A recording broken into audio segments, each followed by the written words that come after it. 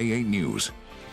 The representation of my mom and dad is great, and the music's wonderful. Carrie Mae Snap could have never dreamed that her chance encounter with the Beatles over 60 years ago would inspire a musical, but it has. And the excitement surrounding it is just the stuff dreams are made of. The world premiere of Walnut Ridge, the musical, will happen later this year. And here to tell us more about it is none other than Carrie Mae Snap, the central character behind all of this. Thank you so much for being here. Well, thank you for having me. Oh, you're welcome. What would 14-year-old Carrie Mae think of all of this?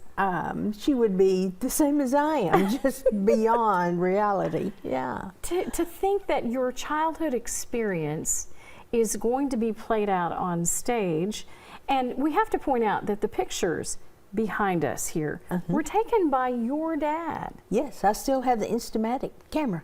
Wow. Now there's one picture he didn't get.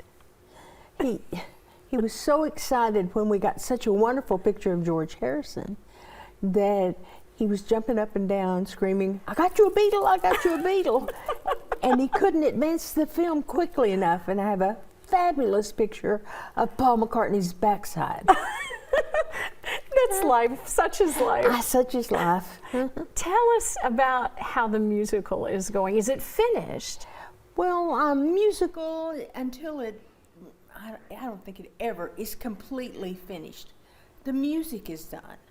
And the script is always in flux to see if they can tell the story better.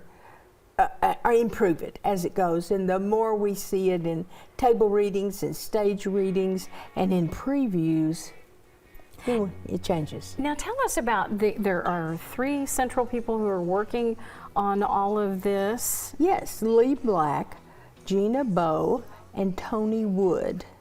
And later this month, you're going to be heading to Nebraska. Yes, they're doing the first staged reading where we'll get to see 23 people being the characters in the play instead of just hearing us read everybody's part. And then they'll do all the songs in different voices. Until this point, Lee has sung all the demos. Oh. So you hear Lee sometimes singing in 23 different voices. And he's fabulous, but I think seeing 23 different people doing it will be wonderful. Now, what is really integral to all this is capturing the stories that we've heard so much about throughout the years, but this is not a documentary. Not at all. It is at least 85% true.